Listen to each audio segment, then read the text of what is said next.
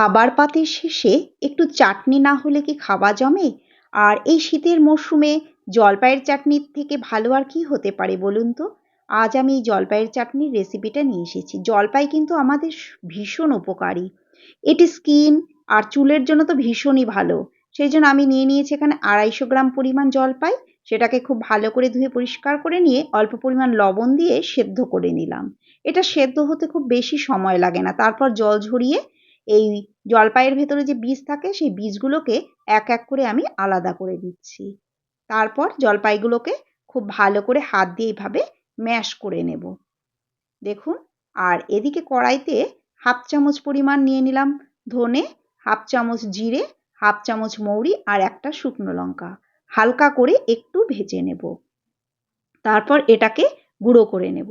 এবার কড়াইতে দিয়ে দিলাম সর্ষের তেল। তেল গরম হলে তাতে 1/2 চামচ দিয়ে দিলাম কালো সর্ষে আর একটা শুকনো লঙ্কা ফোড়ন দিয়ে দিলাম। ফোড়ন থেকে সুন্দর গন্ধ বেরোলে ম্যাশ করা জলপাইগুলো এর মধ্যে দিয়ে দিলাম আর দিয়ে দিলাম পরিমাণ মতো হলুদ আর সামান্য লবণ।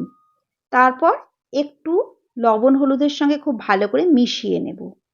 আর এরপর 3-4 মিনিট সময় ধরে জলপাইটাকে একটু ভেজে নেব মিডিয়াম আঁচে। দেখুন, জলপাইয়ের রংটা অনেকটা চেঞ্জ হয়ে গেছে। এই ভাজাটা কিন্তু একটু সময় ধরে ভাজতে হবে। ভাজাটা সুন্দর হলে তবেই চাটনিটা খেতে অনেক সুস্বাদু হবে। দেখুন, খুব সুন্দর করে আমি ভেজে নিচ্ছি।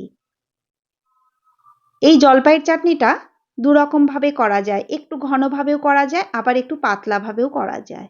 আমি এখানে মাঝারিভাবে করে নেব, খুব বেশি ঘনও না আবার খুব বেশি পাতলাও না।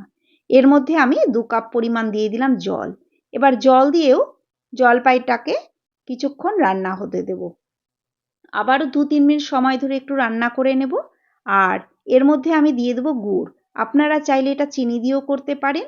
আমি এখানে 250 গ্রাম জলপাইয়ের জন্য 200 গ্রাম পরিমাণ গুড় নিয়েছি। তারপর গুড় দিয়ে এটাকে আবারও 2-3 মিনিট সময় ধরে খুব ভালো করে মিশিয়ে নেব। তারপর গুড়টা যখন একদম গলে যাবে আবারও 2-3 মিনিট খুব ভালো করে এটিকে রান্না হতে দেব। আর সবশেষে সে ভাজা মশলাটা দিয়ে আবারও 2-3 মিনিট খুব ভালো করে রান্না করে নেব। এই দেখুন, কালারটা কত সুন্দর এসেছে। এই জলপাইয়ের চাটনি খেতেও কিন্তু ভীষণ ভালো হয়। আর বাচ্চারা তো ভীষণই ভালোবাসবে এভাবে যদি রান্না করে দেওয়া যায়। এমনি জলপাই তো কেউ খেতে চাইবে না, সেই জন্য এইভাবে চাটনি করে কিন্তু খাওয়া যেতেই পারে।